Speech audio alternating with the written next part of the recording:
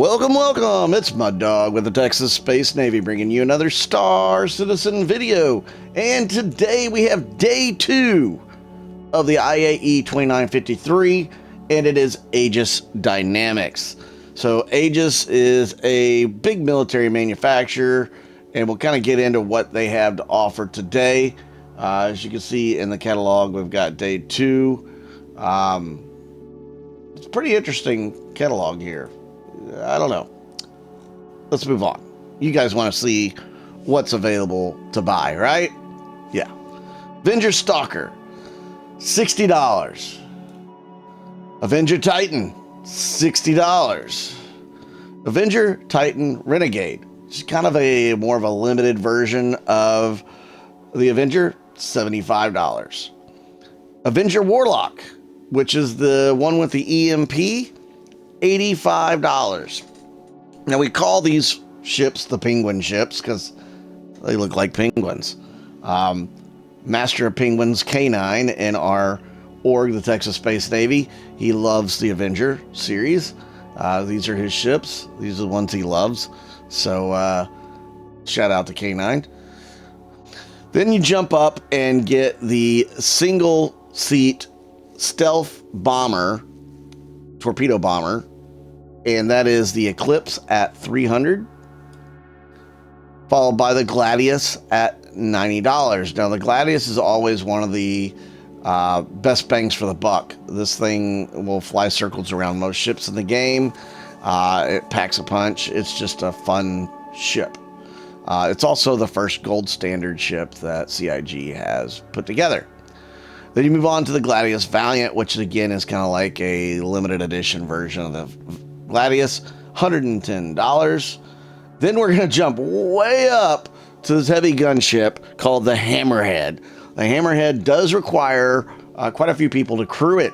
I mean, you're going to have a pilot, a co-pilot, which you don't have to have the co-pilot right now. You need gunners in 1, 2, 3, 4, 5, 6 guns. So you're probably going to need at least 7 people to effectively run a Hammerhead. Keep that in mind, $725. I guess if you want to get together with your friends and each put in $100 or so, $105, $110, you'd be able to pick this thing up together if you wanted to and run it kind of as an org ship, a small group org ship. Then we move on to the Idris P at $1,500. $1,300 if you just want to do Warbond, and you can see it's already sold out. And guys, both of them are sold out. I just opened this seconds ago. So in the time that I started this video to the time I actually got to the Idris, it sold out. That's how fast this thing went. Now you'll be able to have 2 to 3 fighters, bombers, whatever, internally in the flight bay here. This is considered a frigate. And the Idris P just has, it's like the Peacemaker version of the Idris. There is an Idris M version, which is a military version. It has more armor and the size 10 railgun. And then there's going to be the Idris K aftermarket kit. Once you buy a P, you can get the K aftermarket kit and apply it. It'll apply some point defense guns and a size 10 beam weapon. So that usually runs about $250, I believe, or $300, somewhere in there. Then we move on to the big boy, the Javelin, $300 or $2,700 at Warbond. You can see both are completely sold out already as well. We're talking seconds after starting this whole video. I mean, I came in right at 10 o'clock when this thing launched. We're now about 4 minutes in, 5 minutes in, and it's all sold out. Don't worry, though. There's 2 other times today that you'll be able to pick up an Idris P or a Javelin. So keep your eyes set for those in about 8 hours time, and then 8 hours from that. Then we go on to the Nautilus Mine Layer and Sweeper. So this is a pretty cool ship. It's designed to lay mines and to, I guess, pick up mines, and you'll be able to upgrade into it as well. But yeah, it's kind of cool. It's got a size 7 gun on it, so which is like an anti-capital ship gun. So very much effective. It's a good size ship. It could be a good little org ship to have. I don't know how many of these we have in TexasSpaceNavy. I know I have one, but not sure how often we're going to use the mine layers. Maybe more than we think. I don't know. Time will tell. Then we go into the Reclaimer at $400. This is a steal, guys. This is the biggest salvage ship in the game. It's one of the biggest ships in the game right now. And it's $400. This thing hasn't gone up much in price since they concepted it years ago. So I'd say if you're into the salvage gameplay, definitely pick one of these up. Obviously, all these ships are going to be available within game, so you don't have to spend real world money on them. But if you want to kind of jump the line, so to speak, to where you don't have to grind it out in game, then you can go ahead and buy one of these. So you start with it and work on bigger projects, so to speak. This is a multi-crew ship, though. You're going to want multiple people to help you, or NPCs whenever they give us the opportunity to run with those. Then we have the Redeemer, which is a little gunship. So you had the Hammerhead, which is a large gunship. It's more like a Corvette. And now you have the Redeemer, which is a smaller gunship. This thing is pretty tough when you have it crewed and everybody's on the same page. You're going to be able to take out a lot of smaller fighters and stuff, which is its intended role. I mean, it's supposed to have air superiority, so to speak. Cool ship. This was the ship that won the next best or next greatest starship competition early in Star Citizen's, I guess, life. They had a competition where several teams competed against each other, and they created ships, and this is the one that won. It's been redesigned and put in the game, and you can get it for $330. Then we have the Retaliator. They're calling this the versatile gunship. This is the base model of the Retaliator, $150. You should be able to buy some modules for it in the future. I don't see any of those right now, but in the future sometime they'll probably bring some of those modules back. Otherwise, you'll have to go to the gray market to pick them up. But they'll have like torpedo bays, a Titan suit bay, extra living quarters, just different things like that you can put in there to replace the 2 torpedo bays that come on the Retaliator bomber, which is $275. So this is the kind of the big brother to the Eclipse, except for it's not stealthy.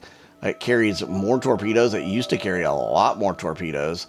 Now it only carries like 6. It used to carry 9, whereas the Eclipse carries 3. So this thing is still pretty devastating, especially when you're going up against Idrises, and people can keep the Idris preoccupied or make it fire off its countermeasures before you start launching torpedoes at it. Can be a very effective ship against capital ships. Also multi-crew. It's got tons of turrets on it, so it can be a lot of fun to play with a group of people. I would definitely, if you get a chance to rent this with a small group of people today and play it, I totally suggest doing that. It's a lot of fun having all the turrets manned and firing every which direction.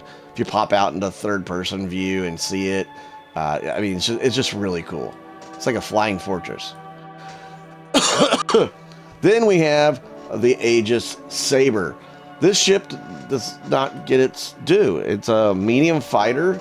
It competed against the Hornet for contracts, or against the F-8 Lightning, actually, for a government contract to be the premier fighter for the UEE.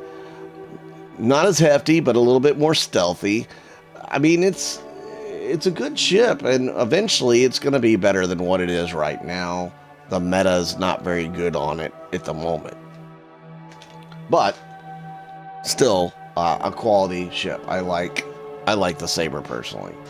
Then you can also get the Sabre Comet, which is, again, another version or another limited time version of the Sabre at $185.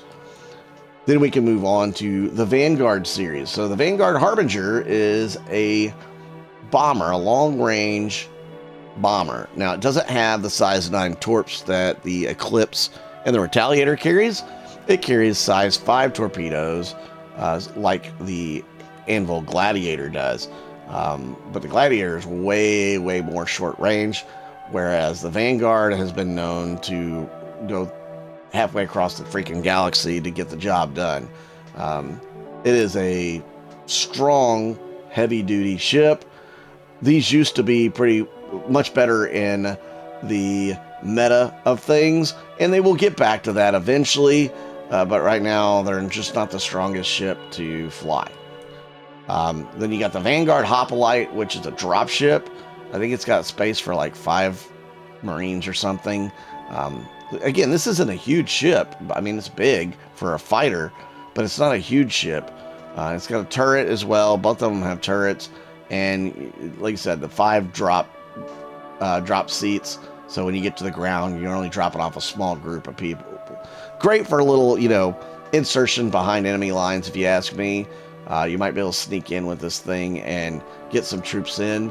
Of course, yesterday's and today's cell for the Prowler is better suited for that because it is a stealthy drop ship. So again, some of the roles are kind of, you have to figure out where this would fit in your scheme of things. Then we have the Vanguard Sentinel at $275. This is an E-warfare type ship. They're calling it an interdictor. I think it's more E-warfare personally, but whatever they want to call it. Eventually, it'll have more than just the EMP to interdict opponents. I think it'll have missiles that can do the same basic type thing as well. Forget my phone going off. It's work. I've got to go to work right after this, guys. Fun stuff, right? So, Vanguard Sentinel, $275. Vanguard Warden, which is your plain Jane heavy fighter, $260. These things are tough as nails, but again, the meta is not in their favor at the moment. Hopefully, at some point, they will become tougher ships again. Maybe they have to make these nose gun size 3s. I don't know. I don't know what they're going to do with that. I'm sure they have to revisit, find out. Vanguard Warden, $260. The Vulcan, which is a repair, refuel, and rearm ship. It's considered a medium ship. $200. It's almost like an entry-level ship for repairing, refueling, and rearming. You're going to need a crew probably for it, and it's not going to be able to do all of those more than, cursory repairs or a small amount of fuel or, maybe a couple missiles or a gun or something to be rearming. Anyways, that's basically the idea behind the Vulcan is it'll be able to do quick on-site adjustments, most likely. $200 for it. Then we can go down, and the Sabre has the 10-year insurance upgrade capability. Then you've got the Aegis gear pack, the Celebration gear pack, the Aegis complete pack at $8,095. That's how many ships they have, guys. That's a lot. If you do store credit, you might as well add another $900 on top of that. Yeah, that's wild, guys. So if you want the complete pack, and let's show you what's in that complete pack. Obviously, it's probably the best in the game because you get the Idris P and the Javelin in it. Yeah, I mean, it's $8,000. The Javelin and the Idris P alone, I mean, you're looking at almost over $4,000 right there just in those two ships. So, yeah, is it worth it? Well, that's not for me to decide, guys. That's all about y'all. So, what do you guys think of Aegis Day? Are there any ships you're going to pick up? Are you going to try to pick up the Javelin and the Idris P? when they come back on sale. I will tell you to look throughout the day if you are interested in those ships, because some people will have them fall out of their cart, and you'll find one available here and there. And look all week, because that could happen throughout the week. But right now, they're all showing sold out, unfortunately, and it happens super fast. So, if you were looking for those, I do apologize. That's just the way that the game is played.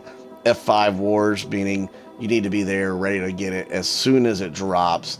I mean, as soon as this launched, you should have been right on these pages ready to go.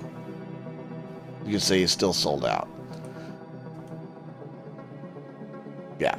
So you got to be ready quick to be able to buy those ships. But you'll have another couple opportunities to do it.